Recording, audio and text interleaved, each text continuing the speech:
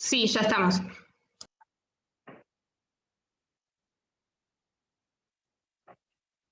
Bueno, buenas tardes a todas y a todos. Esta es una transmisión que estamos realizando desde la Secretaría de Relaciones Internacionales de la CTA de las y de los trabajadores de la Argentina.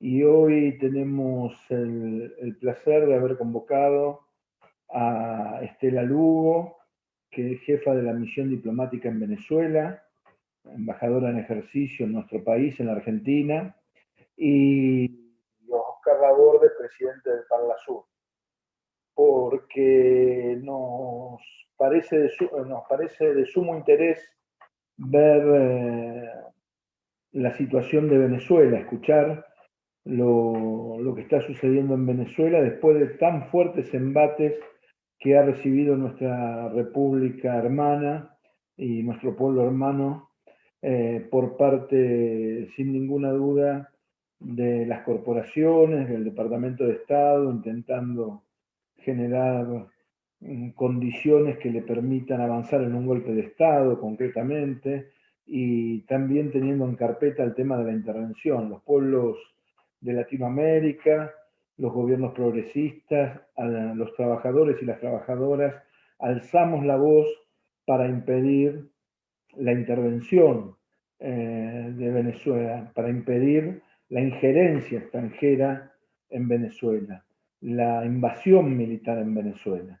Así que nos parece muy importante, teniendo en cuenta que Venezuela se apresta a llevar adelante un proceso eleccionario, un proceso democrático, donde hay, además del partido de gobierno, hay otras opciones electorales de la oposición, para desmitificar también lo que las grandes corporaciones mediáticas plantean, que no hay democracia y que no hay disidencia, que no se permite la disidencia o las diferencias en Venezuela. Bueno, para esto hemos convocado a Estela Lugo y a Oscar Laborde, y que nos puedan explicar un poco cómo está la situación hoy en Venezuela. Así que le vamos a dar la palabra primero a Oscar, presidente del Parlasur. Bueno, muchas gracias, Roby. Buenas tardes a todas, a todos, especialmente a la compañera Estela. Y digo compañera porque podríamos mencionar su trayectoria política siempre comprometida con el pueblo. Ella fue gobernadora de Falcón, fue ministra, fue muchas cosas, pero sobre todo siempre fue y es compañera, ¿no? Y ha tomado la tarea de representar a Venezuela en un momento muy difícil con esa característica, con ese fervor. Me consta el sacrificio personal ella y su familia que hacen para poder, bueno, estar en una representación digna en momentos tan difíciles, ¿no? Yo voy a ser breve, queremos escucharla a ella. Como siempre, felicito a Roberto Baradel y a la CTA por la insistencia en que podamos analizar lo internacional.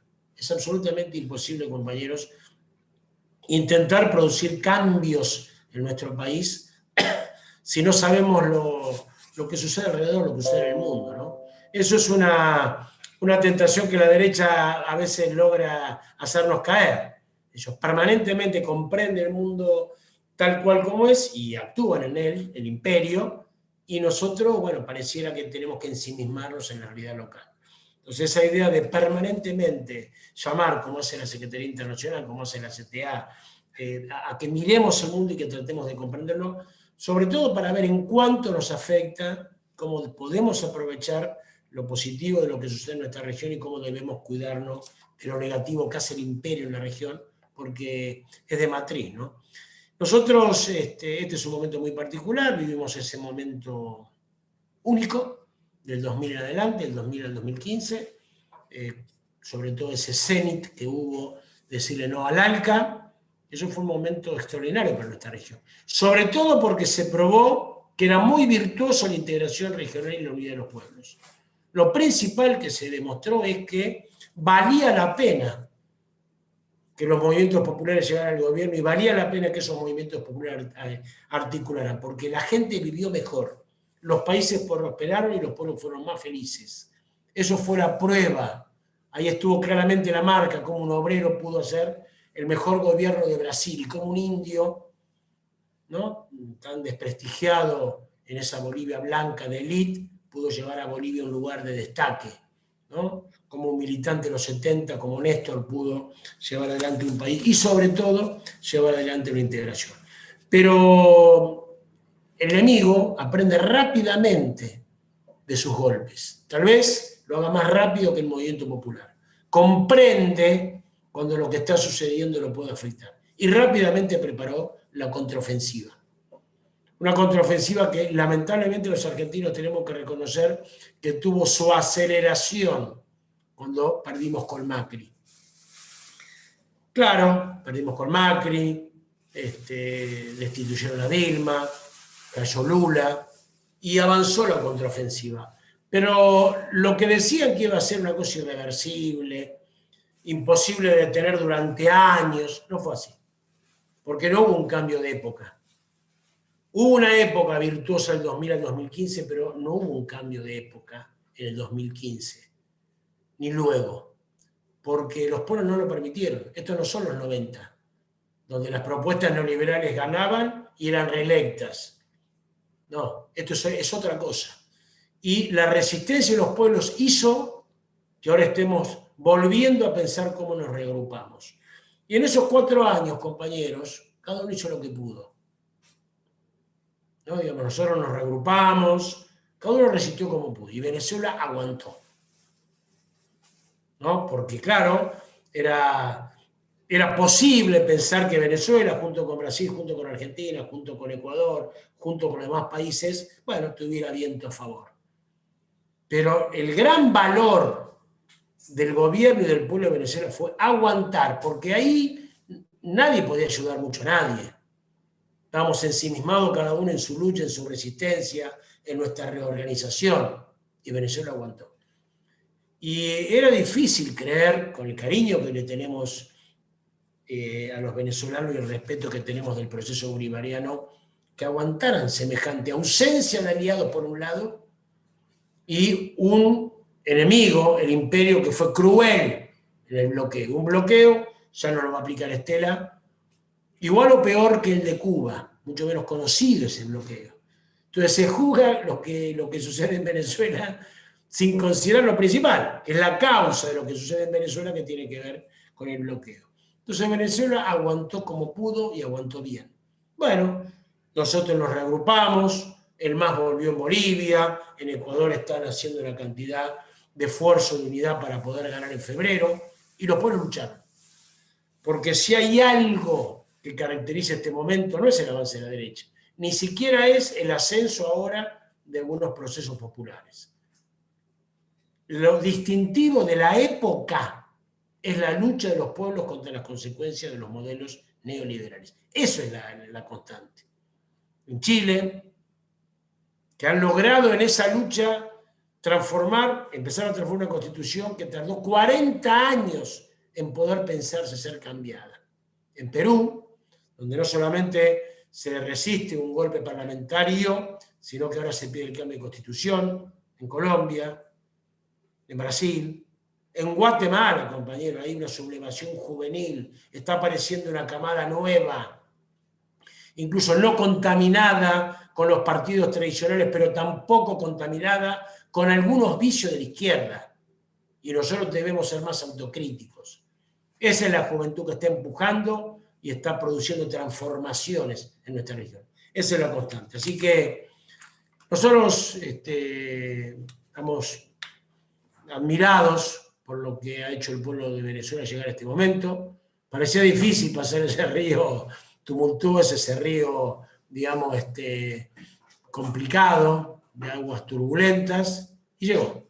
Y llegó, y entonces este es el momento de agruparnos nuevamente. ¿Sí? Los pueblos comprenden cuando es el momento de luchar, de resistir, y después comprenden también cuando es el momento de articular. Entonces, este momento, con el triunfo del MAS, con el triunfo de Alberto Fernández anteriormente, con el regreso del MAS, con el triunfo de Alberto Fernández, con el triunfo que seguramente tendrá el proyecto bolivariano en Venezuela, este es el momento de volver a juntarnos, ¿no? Hay momentos en que uno tiene que hacer lo que puede con lo que tiene, pero cuando para la tormenta, cuando sale un poco el sol, ahí es cuando uno se vuelve a juntar con los amigos a planificar el futuro.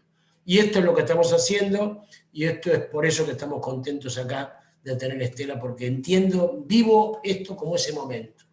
El momento que superamos, ¿no?, esa agresión terrible, y ahora volvemos a encontrarnos, a contarnos cómo nos fue, a contarnos el plan que tenemos, y a volver los pueblos a soñar en retomar esa senda que, bueno, que se mostró virtuosa en los 2000. Bueno, la dejo con ustedes, a Estela Lugo. Muchísimas gracias, Oscar. Saludo para ti, un saludo para Roberto y para todas las compañeras y compañeros, trabajadores, trabajadoras que nos ven y nos escuchan a través de esta nueva modalidad en el marco de toda esta pandemia terrible que nos ha azotado, y que bueno, que yo les agradezco profundamente la invitación para participar en esta videoconferencia, y sobre todo para conversar un poco de cómo estamos en Venezuela. Hoy estamos en plena campaña electoral. Mañana se cierra ya la campaña electoral, mañana jueves, son los actos de cierre de campaña en nuestro país, y el domingo ya una elección por nuestro pueblo, por la base, en medio de una pandemia, de esta pandemia del COVID, pero además también, hay que decirlo, en medio de las más dolorosas condiciones sociales, económicas que vive el pueblo venezolano, y que tiene como raíz, como base, todas estas criminales medidas coercitivas unilaterales por parte del gobierno de Estados Unidos a nuestro país. Pero tengan ustedes la plena seguridad que este próximo domingo estaremos dando otro paso, que no es solo de la resistencia que ha tenido nuestro pueblo, que hemos tenido. El pueblo venezolano ha tenido una resistencia, una lucha estoica, real, profunda, consciente de lo que nos estamos jugando.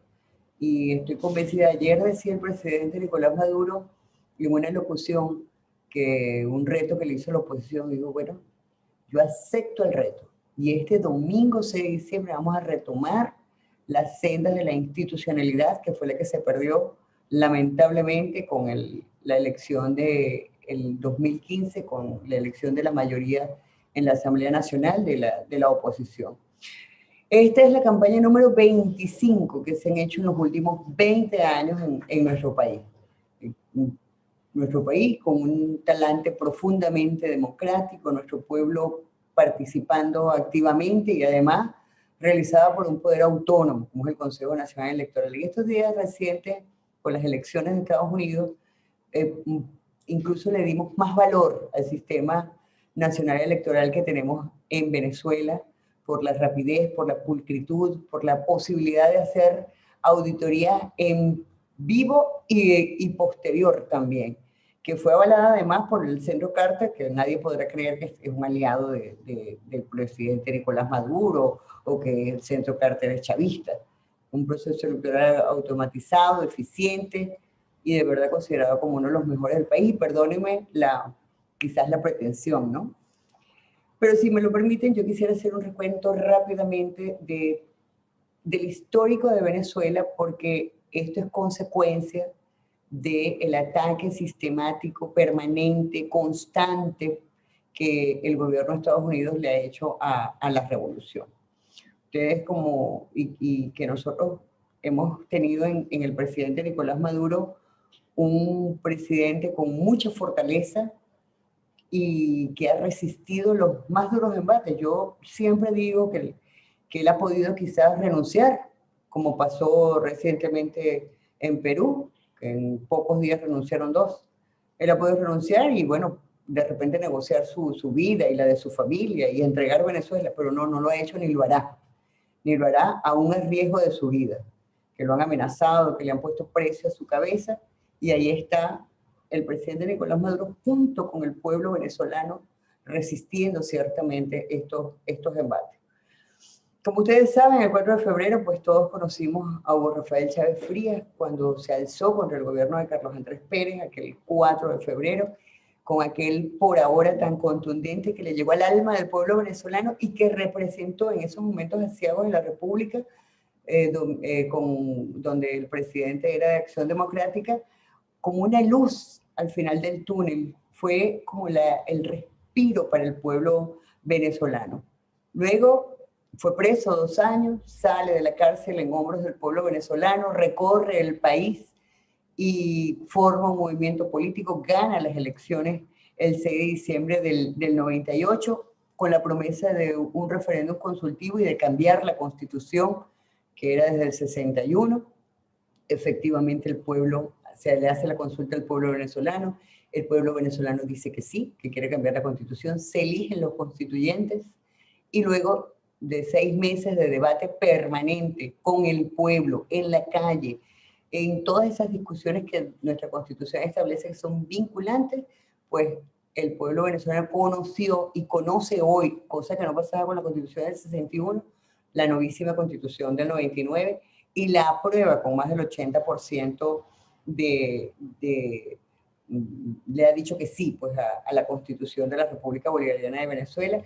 Y entonces a partir de allí hay un proceso de relegitimación de autoridades. El presidente Chávez es el primero que encabeza la nueva elección con la nueva constitución, se reelige Hugo Chávez, pero además los gobernadores y gobernadoras también tienen que someterse a la reelección de acuerdo a la nueva constitución, y los alcaldes, las alcaldesas, el poder legislativo nacional, regional, y realmente se obtiene una victoria contundente de la revolución para ese año. 4 elecciones que se realizaron en apenas año y medio, que se convocó para poder cambiar el marco jurídico que hasta ese momento impedía avances revolucionarios como los que proponía el comandante Hugo Chávez.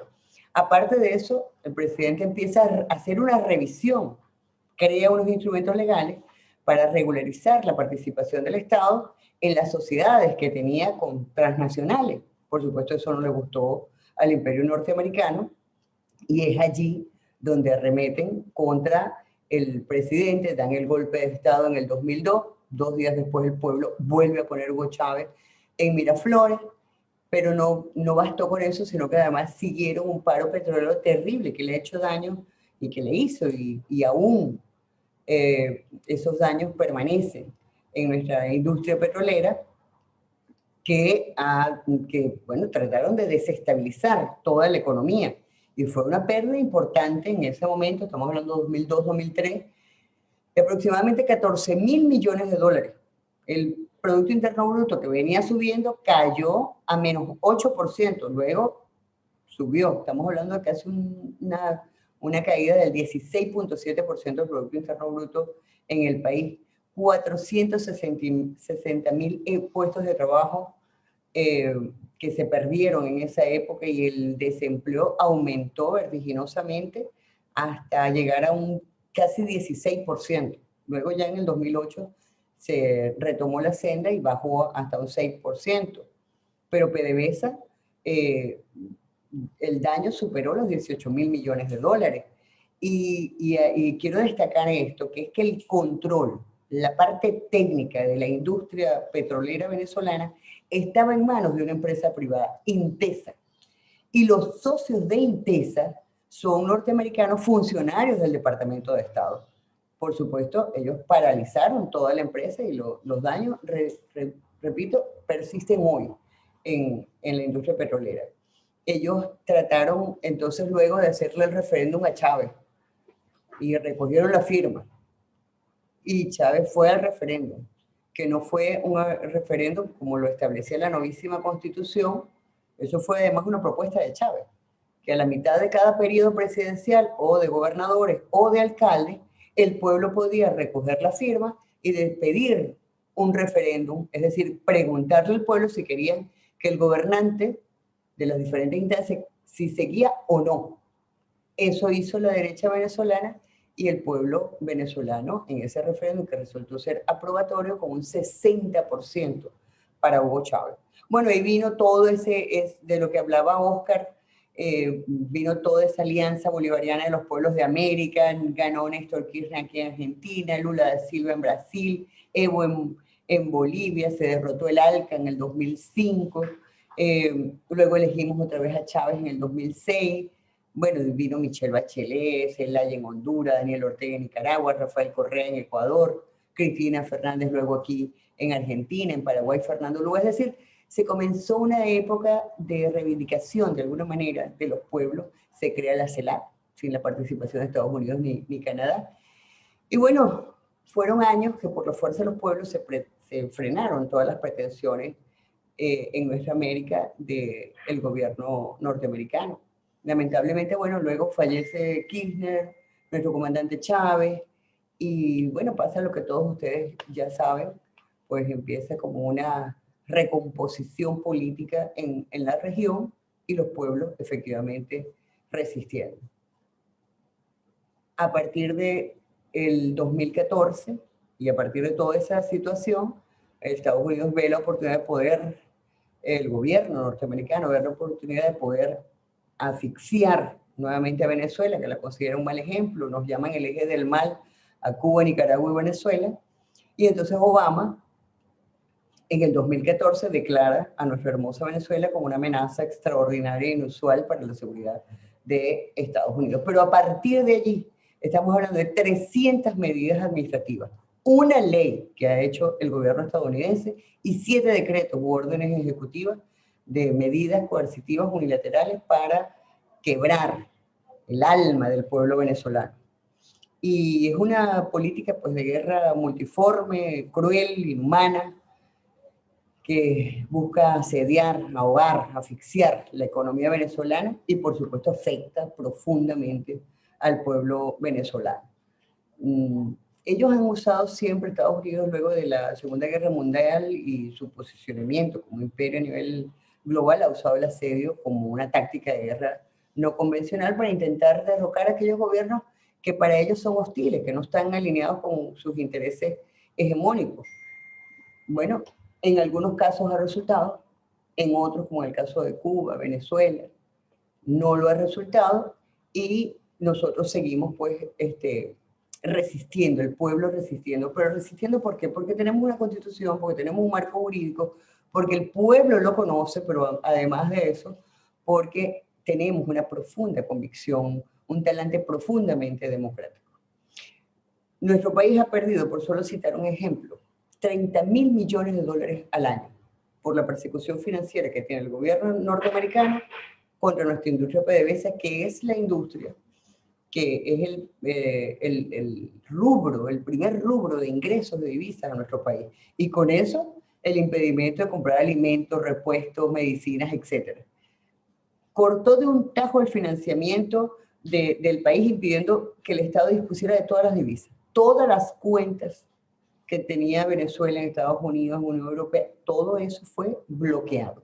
Y hoy, manoseado por esta derecha apátrida, tengo que decirle, que ha estado intentando que en Venezuela se dé un golpe de Estado, un magnicidio, que maten todas las personas que tengan que matar, pero que ellos puedan hacerse el poder político para a partir de allí hacerse del poder económico. Nosotros hemos tenido unas pérdidas casi del 100% del volumen de nuestros ingresos en el país.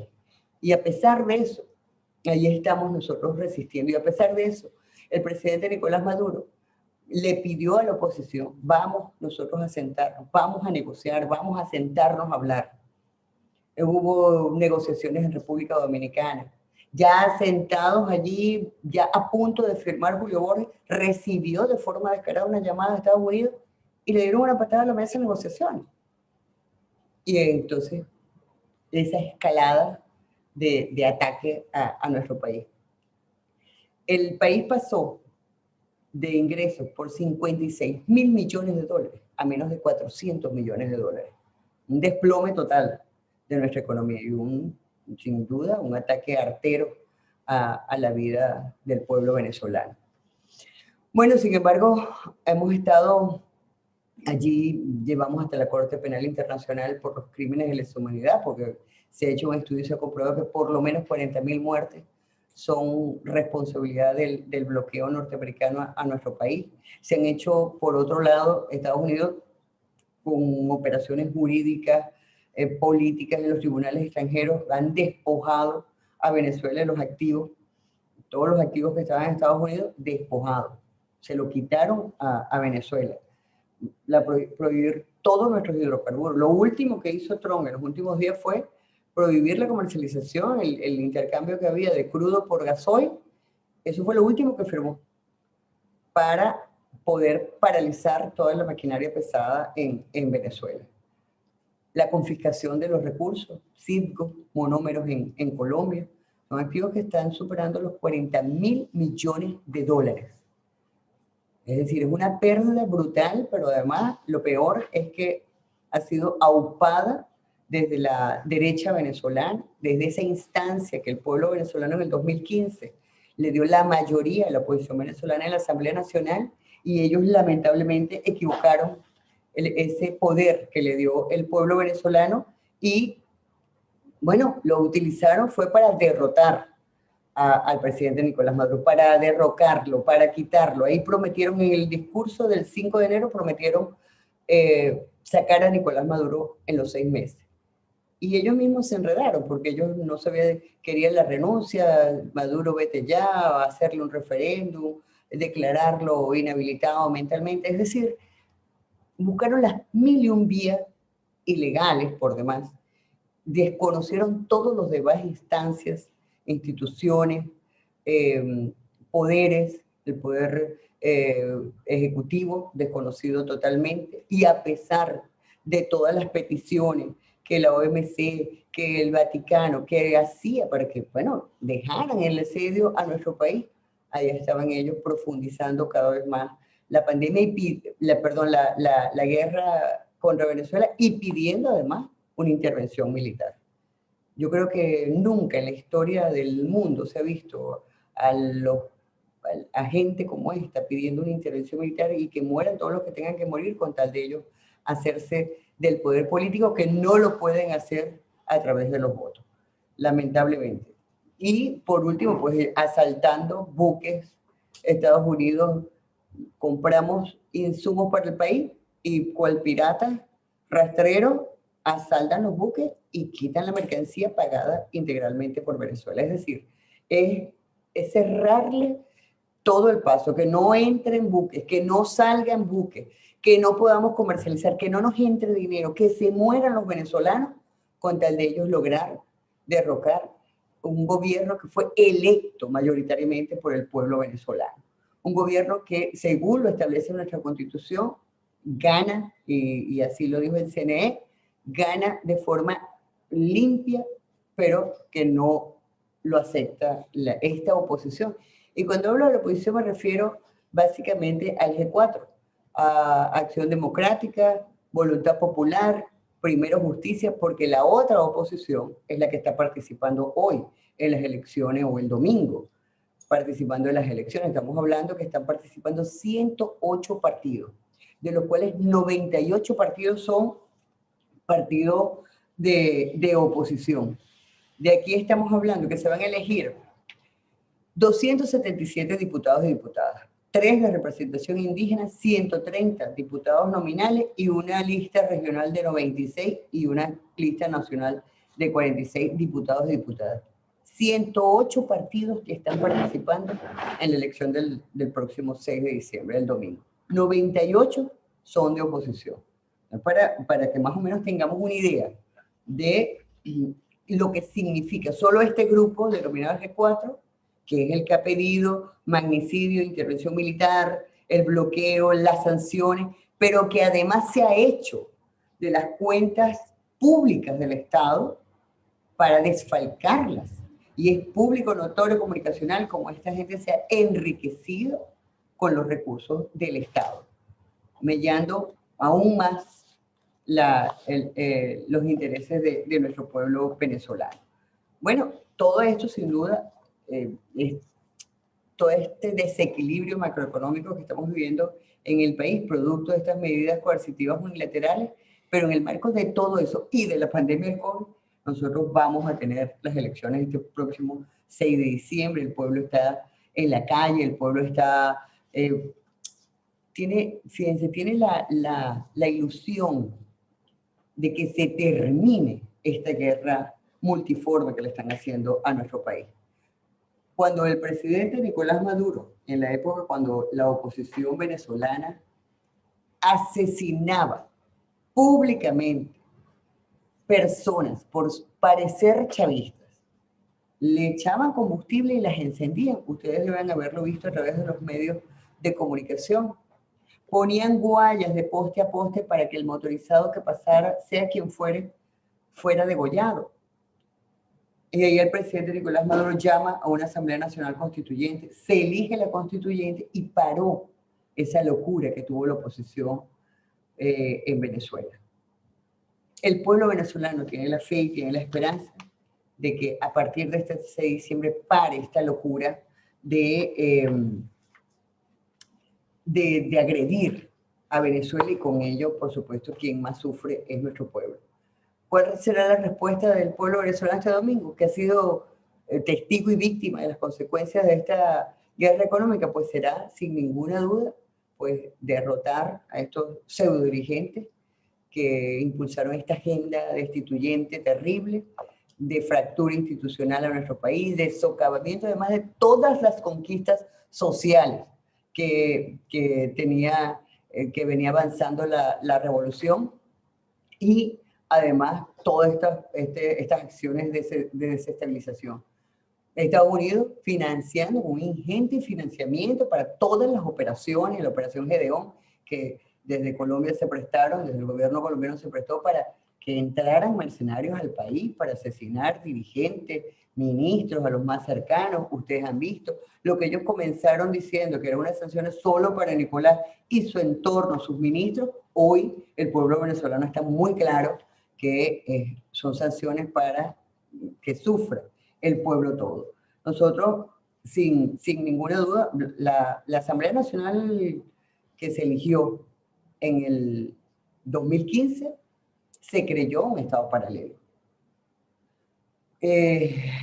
Usurpando funciones, ustedes fueron testigos también en todas las esferas del Estado, representaciones diplomáticas. Aquí tuvieron una diplomática representante de ese Estado paralelo que crearon, que la única fuerza que tenía, pues no tenía ni siquiera la fuerza del voto popular, ni de un liderazgo naciente. La fuerza que tenía es la ingente financiamiento del gobierno de Estados Unidos, gestionando en las empresas del Estado, activos internacionales, el manejo de las cuentas públicas, la gestión de litigios contra la República para desfalcar nuestro país. Y bueno, rindiéndole fue un parlamento que no debatía los problemas del pueblo. Un parlamento que durante 5 años no hizo ni una sola propuesta a favor del pueblo venezolano, ni una sola propuesta legislativa, sino que fue generación de políticos proestadounidenses que actuaron con el objetivo de destrozar el país para conseguir un asalto, digamos, al poder político con fines netamente financieros. Y sin ninguna duda, pues el G4, que es el que ha constituido el núcleo principal del golpismo, pues hoy está muy mal visto. Son los que dicen que no van a participar. Cuando dice la oposición venezolana no participa, es porque ellos se abrogan. Repito, Acción Democrática, Voluntad Popular, Primero Justicia, Ramos Alú, María Corina Machado, Julio Borges y Un Nuevo Tiempo. Se adjudican el liderazgo de la oposición. Sin embargo, hay 98 partidos de la oposición participando en este, y son los que tienen la fuerza del apoyo norteamericano. Y es la única, y por supuesto de todos los medios de comunicación a su favor, y todas las redes de contacto político de norteamericanos y europeos de alto perfil, para qué es lo que ellos los proyectan a nivel mundial. Pero en Venezuela nosotros tenemos una constitución que establece un camino electoral. Nosotros tenemos y de hecho lo estamos transitando como base de cualquier diálogo que busque resolver todo lo que está pasando en nuestro país de forma pacífica. y eso es lo que va a ocurrir este domingo. Sin ninguna duda, es un paso importantísimo que tenemos este domingo para salir de esta cohorte de la Asamblea Nacional, que lo que ha hecho es, bueno, crear esta gran crisis en nuestro país, un país rico, como ustedes lo saben, con su gente trabajadora, pues lamentablemente pasando por toda esta situación en medio de una pandemia, por esta oposición que ha presionado de forma tal, y Trump, porque es una amenaza, afortunadamente pues ya el pueblo norteamericano eligió otro presidente, que no es que uno tenga muchas esperanzas, pero por lo menos no es él, que realmente en mi concepto muy personal es una amenaza para el mundo entero. Entonces, ellos temen una medición electoral. La oposición, ese G4, teme una elección electoral. Sabe que su tiempo perdió. ¿Qué pasa ahora? A partir del domingo, hay otros diputados y otras diputadas diferentes. Ya Guaidó pasa a la papelera de la historia. Los diputados que lo acompañaron hasta ahora, pues ya no lo va a acompañar más, porque ya va a dejar de presidir la Asamblea Nacional. ¿Qué es lo que le da algún argumento a los gobiernos que apoyan esta locura para, de 194 países, un poco menos de 50, apoyaron a Guaidó? El resto reconoce al presidente Nicolás Maduro. Eso termina el domingo. Comienza una nueva etapa, con todos los problemas y las consecuencias que este bloqueo, y que probablemente, a pesar de que el presidente Nicolás Maduro ha dicho que tiene la voluntad de conversar con el gobierno norteamericano para revisar todo este tema de las medidas coercitivas unilaterales, sin duda va a ser, a partir del lunes de la semana que viene, otra etapa de la historia de la resistencia de los pueblos. Siguen las sanciones, pero esta oposición que pidió la cabeza del presidente Nicolás Maduro y de sus ministros y ministras, que organizó el magnicidio, que organizó la invasión con el apoyo del gobierno colombiano para nuestro país, ya cesan sus funciones y se comenzará a escribir una nueva historia en nuestro país. Nosotros debemos, los pueblos del mundo, unirnos para poder hacer la fuerza necesaria y que esto nunca más pase. La amenaza que le hicieron a Venezuela, o mejor dicho, la lesión, la herida que le han hecho a nuestro país.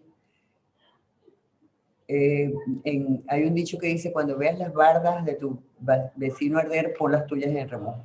Puede pasarle a cualquier país que no se alinee a los designios del gobierno norteamericano. Y es por eso que nosotros debemos hacer fuerza común.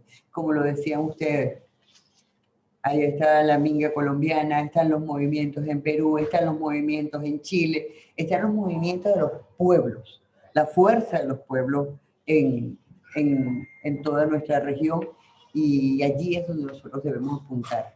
Que no nos obnubile la visión, los medios de comunicación, hurguemos buscando siempre la verdad y echemos raíz fuerte en la fe y la conciencia del pueblo todo, de los pueblos del mundo. Que la voz del pueblo, yo digo, es la voz de Dios, y es sin duda siempre tiene la razón. Y por eso nosotros vamos a elecciones. Participen en las elecciones, ganen las elecciones. Reconocemos cada vez que ha ganado la oposición. El CNE sirve cuando la oposición gana, pero no sirve cuando pierde. Nuestro sistema electoral. Nosotros no le tenemos miedo a lo electoral.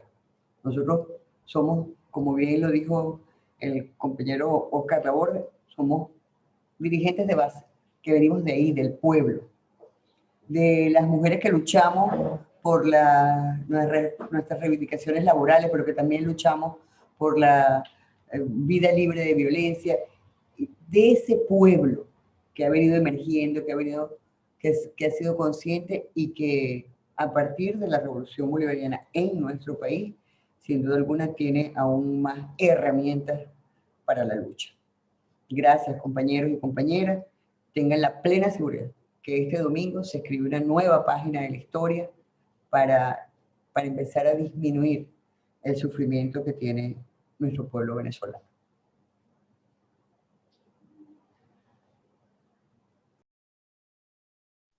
Gracias, embajadora. Creo que es muy importante lo que nos ha planteado.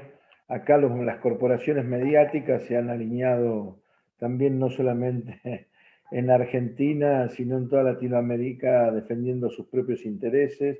Este dato es clave, ¿no? Casi el 90% de los partidos que participan de la elección del domingo en Venezuela son partidos de la oposición.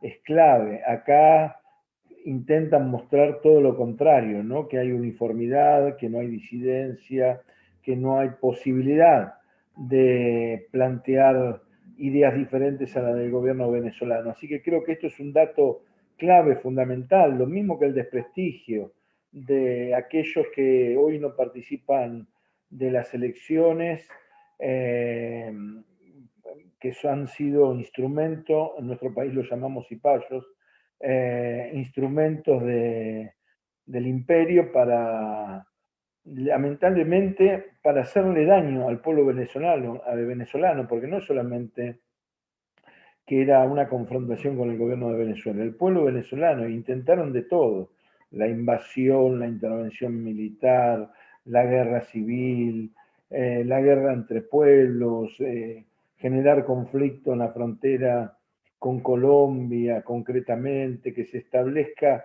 que se generen conflictos que les permitan a ellos, de tales dimensiones que les permitan a ellos justificar cualquier intervención. Y la verdad que no pudieron. Ustedes tienen que tener el orgullo de haber resistido todo este tiempo, lo mismo que el pueblo cubano. Nosotros en cada foro internacional denunciamos el bloqueo a Cuba, denunciamos el bloqueo a Venezuela como un bloqueo criminal, bloqueos criminales porque afectan a los pueblos concretamente, la alimentación, los medicamentos, la producción de los pueblos, y en cada foro internacional hemos levantado la voz. Por supuesto que para nosotros Simón Bolívar es un héroe latinoamericano, es parte de la construcción de la patria grande, lo estudiamos en la escuela, algunos están enojados porque lo estudiamos en la escuela, al igual que San Martín en la construcción de la patria grande, por supuesto el comandante Chávez, inolvidable, la construcción de la patria grande nuevamente, en aquel 2005 con el No al Alca, y muchísimas acciones que han llevado adelante. Yo me acuerdo de Néstor Kirchner cuando estuvo también allá en Venezuela, en Colombia, con el tema de los rehenes, y tratando de acercar las posiciones de los presidentes para que no evitar cualquier tipo de confrontación o guerra entre Venezuela y Colombia. La verdad que son muchas las acciones. En un momento que para nosotros es doloroso, hace poquito se nos fue Diego Armando Maradona, un amigo de Venezuela, de la patria grande, del comandante Chávez, de Nicolás Maduro también, y que ha defendido en el mundo la posición latinoamericana, fue parte del No al Alca y ha acompañado también al pueblo y al gobierno de Venezuela. Así que desde este punto de vista vamos a estar, desde este lugar del continente, vamos a estar el domingo con mucha expectativa en las elecciones de Venezuela. Vamos a difundir lo que suceda allí en Venezuela, vamos a seguir denunciando el bloqueo y las intenciones de intervención, pero ustedes se tienen que quedar con la tranquilidad de haber resistido, con dignidad, con convicción, con entereza, y que no los pudieron doblegar. Pero fíjate, perdón que te interrumpa, Roberto, pero es que fíjate un dato que se me olvidó decir. Hoy, ahorita, en este momento, para cerrar con broche de oro, pues la gestión del gobierno norteamericano contra nuestra patria. Hoy el expresidente Trump con el diputado Guaidó emitieron un comunicado donde reiteran sus más bajos instintos, la acción más fascista de profundizar las sanciones criminales e inhumanas contra nuestro pueblo. Hoy, estamos hablando del día de hoy. Este comunicado está en la página web del Departamento de Estado del Gobierno norteamericano. Guaidó, traidor de la patria, como ha demostrado, y Trump con su local criminal obsesión contra el gobierno legítimo de nuestro país. Vamos a ver qué hace ahora el presidente Biden con esta herencia de maldad y odio que le están dejando su predecesor, pero yo le pido pues a ustedes, a los trabajadores y trabajadoras, a todos y todos los afiliados a la CTE, que sean multiplicadores de este mensaje de la verdad de Venezuela, porque los ataques continúan, como le digo, nosotros estamos en la senda de nuestro marco jurídico constitucional, pero ellos siguen en su senda de destrozar el país. Pero ellos no conocen, ellos tienen el poder militar, tienen el poder económico, tienen el poder mediático, lo que no tienen es dignidad, no tienen convicciones y no tienen militancia. De un pueblo que está decidido a resistir para defender su autodeterminación y para llevar adelante procesos políticos que les permitan vivir dignamente. Trump en pocos días va a ser parte de la historia nefasta de los Estados Unidos y de la humanidad. En 2 o 3 días creo que Guaidó exactamente sigue el mismo camino. Así que la saludamos, embajadora, llévenle un abrazo fraterno de las trabajadoras y de los trabajadores de la Argentina, no solamente de la CTA, del conjunto de trabajadores y trabajadoras de la República Argentina y del pueblo argentino, porque para nosotros el pueblo venezolano, el pueblo bolivariano es un pueblo hermano y que somos compatriotas de la misma patria grande. Gracias y gracias Oscar por esta oportunidad. Oscar, hay que decir que tuvo una intervención muy importante con respecto a la vuelta a la democracia en Bolivia. Saludamos a los compañeros de Bolivia, al MAS de haber recuperado la democracia, pero no solamente en Bolivia, sino en tratar de consolidar procesos políticos que permitan defender la democracia y la justicia social en toda América Latina. Así que gracias a los dos.